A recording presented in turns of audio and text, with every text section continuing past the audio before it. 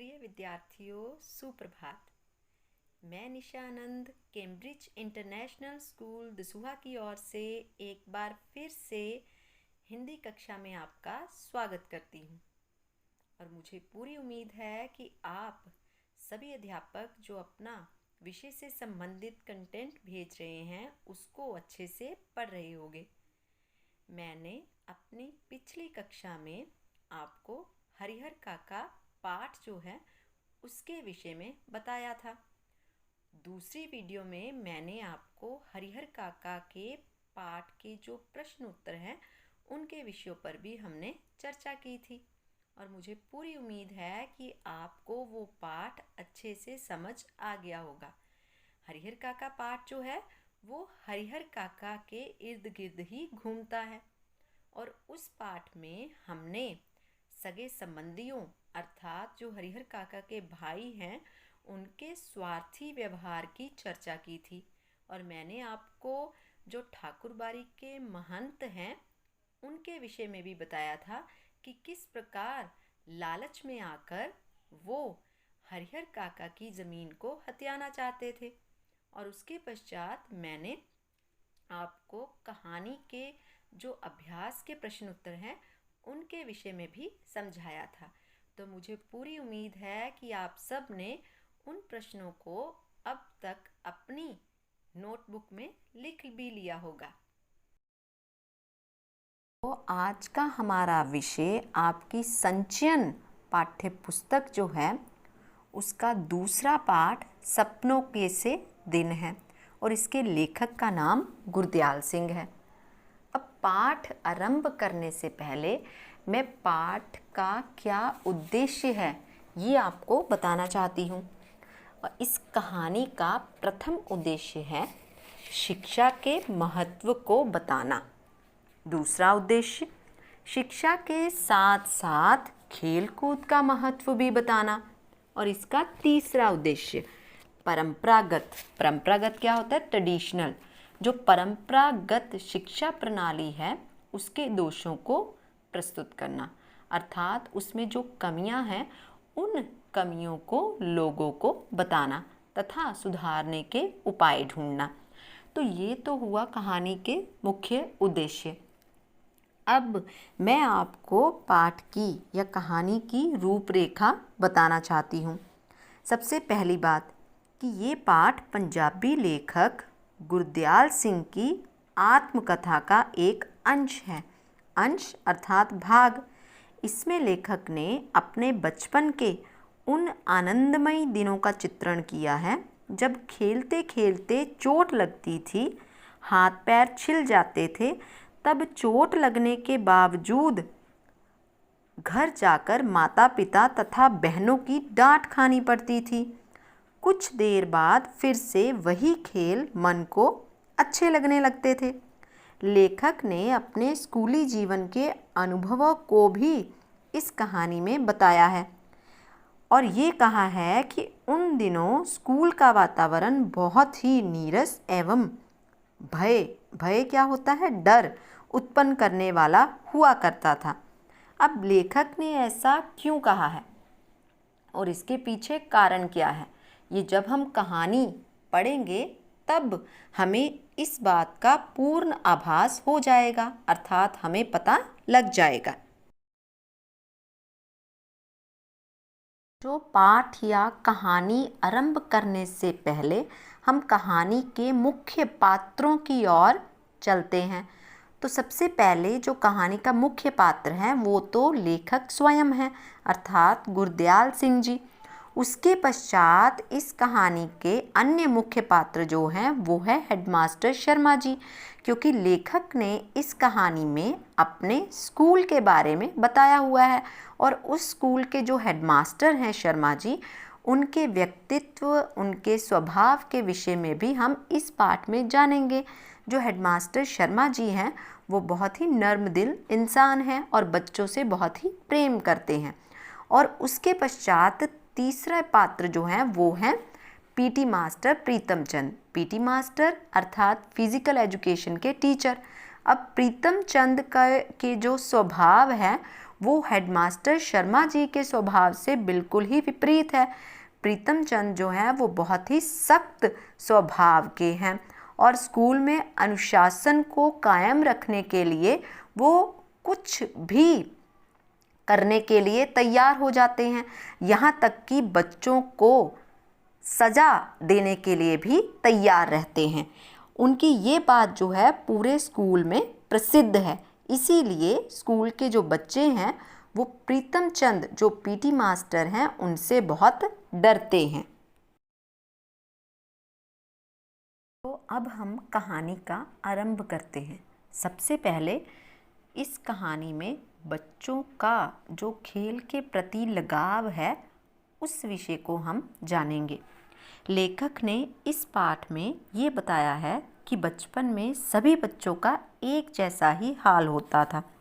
मध्यम वर्गीय अर्थात मिडिल क्लास फैमिली के जो बच्चे थे वो मैले से कपड़े पहने छोटी छोटी गलियों में खेलते कूदते फिरते थे।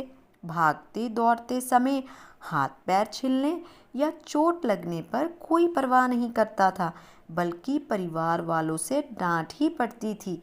परंतु खेल के प्रति बच्चों का लगाव कभी कम नहीं होता था। लेखक बच्चों के इस खेल प्रेम को तब समझ पाया जब उसने बाल मनोविज्ञान पढ़ा, अर्थात चाइल्ड साइकोलॉजी के बारे में पढ़ा। तब उसे इस बात का एहसास हुआ कि चाहे जितनी मर्जी डांट पड़ जाए, लेकिन बच्चों का खेल के प्रति कभी भी लगाव कम नहीं हो सकता था। सभी बच्चों की आदतें मिलती जुलती थी। उन दिनों बच्चे स्कूल जाने में ज़्यादा रुचि नहीं लेते थे और माता पिता भी पढ़ाई के लिए ज़बरदस्ती नहीं करते थे। लेखक के बचपन के विषय में जानते हैं। लेखक के ज़्यादातर जो मित्र थे वो राजस्थान या हरियाणा के मूल निवासी थे, जो व्यापार करने के उद्देश्य से आए अपने परिवार के साथ यहाँ रहने लग पड़े थे। उनकी बोली कम ही समझ में आती थी, पर जब सब बच्चे मिलकर खेलते तो खेलते खेलते सभी एक दूसरे की बोली या भाषा समझने लग पड़ते थे। बचपन में हरी भरी घास और रंग बिरंगे फूलों की सुगंध बहुत अच्छी लगती थी। उन दिनों स्कूल में साल के शुरू में 1-1.5 महीने पढ़ाई हुआ करती, फिर छुट्टियां शुरू हो जाया करती थी। अब हम गर्मियों की छुट्टियों के दिनों पर चर्चा करेंगे कि लेखक अपनी गर्मियों की छुट्टियों को किस प्रकार व्यतीत करते थे। छुट्टियां जैसे ही आरंभ होती, लेखक गुरदयाल सिंह जी अपनी माँ के साथ ननिहाल चले जाते थे। जैसे हम भी छुट्टियों में बड़े चाव से अपनी नानी के घर जाते हैं। वहाँ नानी खूब दूध दही मक्खन खिलाती, बहुत प्यार करती थी और लेखक को बहुत अच्छा लगता था। जिस साल कभी लेखक ननिहाल नहीं जा पाते, तब अपने घर से ही थोड़ी दूरी पर बने तालाब पर जाया करते थे। कभी कभी पानी में कूदते, कभी रेत के टीले पर चढ़ते, कभी कभी तालाब में कूदकर अच्छे तैराक अर्थात स्विमर की तरह हाथ पैर हिलाते। इन शरारतों में कब सुबह से शाम हो जाती, लेखक को पता ही नहीं चलता था। अब हम अवकाश समाप्ति से पहले, अवकाश अर्थात जब छुट्टियां समाप्त होने वाली होती, तब लेखक किस प्रकार अपने छुट्टियों में मिले काम को पूरा करने की योजना बनाता, हम उस पर चर्चा करेंगे। जैसे जैसे छुट्टियां बीतने लगती, मास्टर जी द्वारा दिया गया गृह कार्य सारी मस्ती में बाधा डाल देता। जैसे हमारे साथ भी होता है, जब छुट्टियां होती हैं गर्मियों की तो ढेर सारा काम मिलता है और हम शुरू में तो हम बड़े चाव से अपनी सारी योजना बनाते हैं कि इस छुट्टियों में मैं ऐसे पढ़ूंगा, मैं ये काम ऐसे पूरा करूंगा। लेकिन फिर कभी कभी हमारी वो योजना कई बार पूरी नहीं हो पाती थी और उसका कारण क्या होता था, हमारी खेलकूद और मस्ती। ठीक ऐसा ही लेखक के साथ भी होता था। गृह कार्य पूरा करने के लिए हिसाब किताब लगाना शुरू कर देते, क्योंकि छुट्टियां समाप्ति छुट्टियों की समाप्ति जो है वो होने वाली होती थी।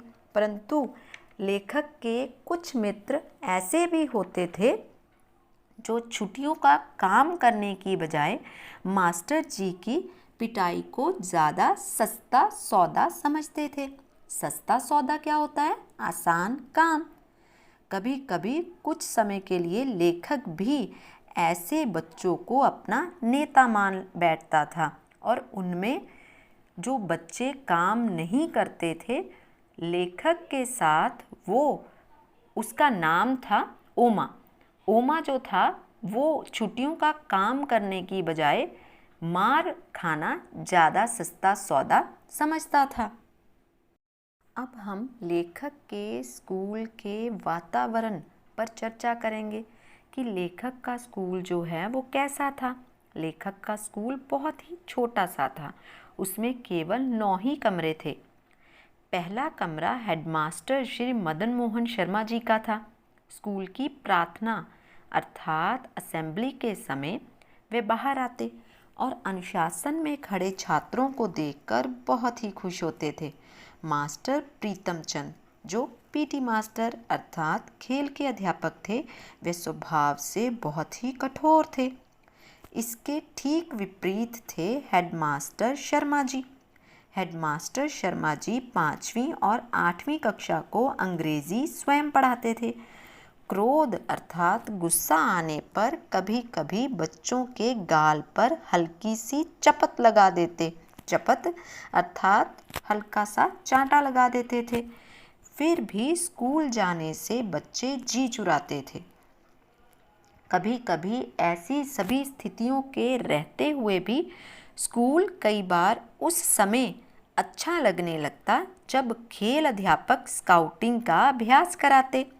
नीली पीली झंडियाँ हाथों में पकड़वाकर ऊपर नीचे दाएं बाएं करवाते और गलती ना करने पर जब पीटी मास्टर शाबाश कहते तो लेखक और उसके मित्रों को ऐसे लगता जैसे किसी फौज के सभी तमगे जीत लिए हों। तमगे अर्थात मेडल जैसे उन्हें मिल गए हों। अब हम लेखक के परिवार के विषय में जानेंगे कि लेखक का परिवार कैसा था। लेखक का परिवार एक मध्यम वर्गीय परिवार था। मध्यम वर्गीय परिवार अर्थात मिडिल क्लास फैमिली। इसलिए लेखक को हेडमास्टर प्रत्येक वर्ष किसी धनी लड़के की पुस्तकें लाकर दिया करते थे और लेखक को हर साल पुरानी किताबों से ही पढ़ना पड़ता था, क्योंकि उन दिनों चाहे पुस्तकें जो हैं वो बहुत ही कम कीमत पर मिल जाया करती थी, लेकिन मध्यम वर्गीय परिवार में एक एक रुपये की भी कीमत होती है। इसलिए लेखक को पुरानी किताबों से ही पढ़ना पड़ता था। अगर हेडमास्टर शर्मा जी लेखक को पुरानी किताबें लाकर ना देते तो शायद लेखक को बीच में ही पढ़ाई छोड़नी पड़ती। अब जब लेखक किसी नई कक्षा में होता अर्थात अगली कक्षा में पास होकर जाता तो लेखक को इतनी ज़्यादा खुशी नहीं होती थी। उसका कारण क्या था? पहला कारण पुरानी किताबों से आती विशेष प्रकार की गंध। दूसरा कारण लेखक को ऐसा लगता था कि अगली कक्षा की पढ़ाई जो है वो बहुत ही कठिन होगी। और एक अन्य कारण भी था। वो कारण ये था कि लेखक को इस बात का डर लगा रहता था कि शायद पुरानी कक्षा के अध्यापक ही अगली कक्षा में पढ़ाने लग ना जाए, तो उनकी मार का डर जो था वो सताता रहता था। इसलिए लेखक को नई कक्षा में जाने का इतना चाव नहीं होता था। अब हम कहानी को और आगे लेकर चलते हैं। उस समय दूसरे विश्व युद्ध का समय था, अर्थात सेकेंड वर्ल्ड वॉर होने वाली थी। और सेकेंड वर्ल्ड वॉर और दूसरा विश्व युद्ध कब हुआ था आपको पता ही होगा, 1939 में, अर्थात 1939 को। तो नाभा रियासत अर्थात जो स्टेट थी, नाभा स्टेट जो थी, उसके जो राजा थे उसको अंग्रेज़ों ने गिरफ्तार कर लिया था और उसका बेटा विलायत में पढ़ रहा था। उन दिनों अंग्रेज जो थे वो लोगों को फौज में भर्ती करने के लिए गांव-गांव घूमा करते थे और साथ में ड्रामा करने वाले जो होते हैं, नौटंकी वाले जो होते हैं ना, उन लोगों को साथ लेकर गांव में आया करते थे। वे नौटंकी में मतलब नाटक में लोगों को फौजियों का सुखी जीवन दिखाकर लोगों को फौज में भर्ती होने के लिए आकर्षित करते थे और स्काउटिंग की वर्दी पहनकर परेड करते समय लेखक भी फौजी होने का अनुभव किया करता था। तो अंग्रेज जो है वो लोगों को इसलिए आकर्षित करते थे ताकि अधिक से अधिक लोगों को फौज में भर्ती किया जा सके।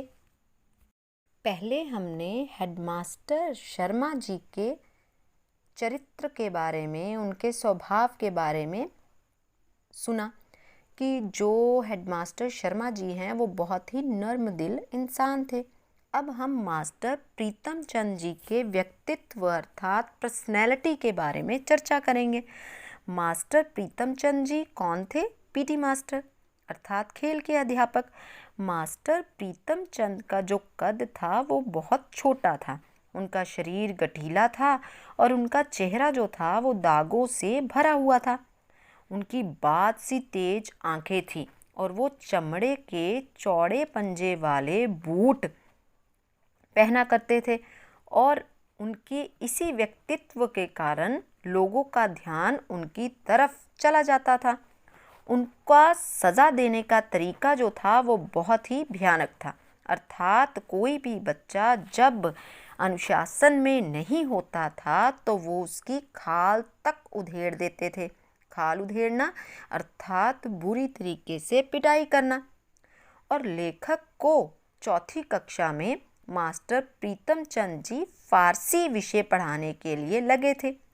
एक बार उन्होंने बच्चों को एक शब्द रचना याद करने के लिए दी, लेकिन बच्चों से वो शब्द रचना याद नहीं हुई तो उन्होंने बच्चों को मुर्गा बना दिया। जब ये दृश्य हेडमास्टर साहब ने देखा तो वे बहुत गुस्से में हुए। उन्होंने शिक्षा विभाग के डायरेक्टर को शिकायत लिखकर भेजी और प्रीतम चंद को मुअत्तल कर दिया। मुअत्तल कर दिया अर्थात सस्पेंड कर दिया। अब जो प्रीतम चंद थे वो सस्पेंड तो हो गए थे, लेकिन उनको इस बात की कोई भी परवाह नहीं थी। वो अपने घर बैठे आराम से अपना जीवन व्यतीत कर रहे थे। एक बार लेखक ने देखा कि मास्टर प्रीतम चंद जी अपने घर पर भिगोए हुए बादामों का छिलका उतारकर अपने घर में रखे हुए पिंजरे में बंद तोतों को खिला रहे थे। उन्होंने घर में पक्षियों को रखा हुआ था। ऐसा व्यवहार देखकर लेखक ये सोचने के लिए विवश हो गया कि जो मास्टर प्रीतम चंद स्कूल में इतने सख्त स्वभाव के हैं, घर में उनका स्वभाव बिल्कुल ही विपरीत था। ये सारी बातें जो हैं वो लेखक को बहुत ही आश्चर्यजनक लग रही थी कि इतने कठोर दिल के अध्यापक होने के साथ साथ उनके भीतर पशु पक्षियों के प्रति प्रेम की भावना भी थी। अच्छा, तो बच्चों, अब जब हमने पूरे पाठ को समझ लिया है तो मैं आपसे एक प्रश्न पूछना चाहूँगी कि पाठ का जो शीर्षक है वो सपनों के से दिन रखा गया है, तो सपनों के से दिन का मतलब क्या है और पाठ का नाम लेखक ने ऐसा क्यों रखा? अपने अपने मन में थोड़े समय के लिए ज़रा विचार कीजिए। अगर आप सोचोगे तो कहीं ना कहीं आपके मन में ये विचार ज़रूर आ जाएगा कि लेखक ने इस पाठ का शीर्षक ये क्यों रखा। सबसे पहले तो आपको इस पाठ का शीर्षक जो है सपनों के से दिन, उसका मतलब पता होना चाहिए। सपनों के से दिन अर्थात सपनों जैसे दिन। तो लेखक के लिए सपनों जैसे दिन कौन से थे? वो दिन थे जब लेखक स्कूल में पढ़ा करता था। इसलिए इस पाठ में लेखक ने अपने स्कूल के दिनों की बात की है। इसलिए इस पाठ का नाम जो है वो सपनों के से दिन रखा गया है। अब मुझे ये बताओ कि आपने ये कहानी जो है वो अच्छे से सुन ली। तो अब मुझे लगता है आपको इस पाठ के जो मुख्य पात्र हैं उनके चरित्र की विशेषताओं के बारे में भी पता लग गया होगा। अब जैसे इस पाठ का जो पात्र है मास्टर प्रीतम चंद जी, अब उनके स्वभाव की विशेषताओं के बारे में भी आपको पता लग गया होगा।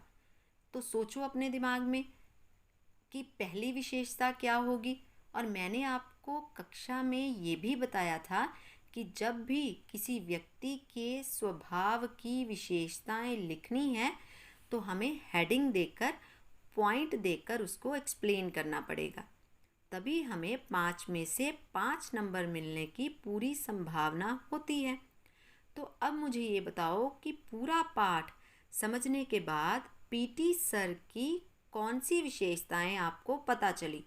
दिमाग में कोई ना कोई विशेषता तो आ ही रही होगी। तो पहली विशेषता है सबसे पहले कि पीटी सर जो थे वो क्या थे, बड़े ही सख्त स्वभाव के थे। अब सख्त स्वभाव के लिए आप क्या लिखोगे कि एक बार जब पीटी सर ने बच्चों को एक शब्द रचना याद करने के लिए दी तो बच्चों से जब वो शब्द रचना याद नहीं हुई तो पीटी सर ने उन बच्चों को सजा दी थी और उनको मुर्गा बना दिया था। पहली विशेषता तो होगी सख्त स्वभाव। दूसरी विशेषता है अनुशासन प्रिय, कि पीटी सर जो थे वो बहुत ही अनुशासन प्रिय व्यक्ति थे। स्कूल में बच्चों से अनुशासन में रहने के लिए वो कहते थे और अगर कोई बच्चा अनुशासन में ना रहता तो उसकी पिटाई भी करते थे। और स्काउटिंग का अभ्यास करवाते समय जब बच्चे बहुत अच्छे से परेड में भाग लेते तो वो उनको शाबाशी भी देते थे। ये 2 विशेषताएं होगी। तीसरी विशेषता क्या है, भावुक हृदय। भावुक हृदय का मतलब कि बड़े ही कोमल स्वभाव के थे। उनका दिल भीतर से बहुत ही कोमल था, क्योंकि एक बार जब उन्हें स्कूल से सस्पेंड अर्थात मुअत्तल कर दिया गया तो अपने घर में जब लेखक ने उन्हें घर में रखे हुए तोतों को बादाम खिलाते हुए देखा और उनसे बात करते हुए देखा तो उनके कोमल हृदय के बारे में बच्चों को पता चला। तो ये हो गई उनके स्वभाव की विशेषताएं। अब इसी प्रकार से मैं आपको ये काम देती हूँ कि इस कहानी के जो अन्य प्रमुख पात्र हैं अर्थात हेडमास्टर शर्मा जी, उनके स्वभाव की विशेषताओं को भी आप जानोगे और लिखने की कोशिश करोगे। अपनी अगली कक्षा में मैं आपसे उन जो हेडमास्टर शर्मा जी हैं उनके स्वभाव की विशेषताओं पर चर्चा करूंगी। तो तब तक के लिए घरों में रहें, सुरक्षित रहें। धन्यवाद।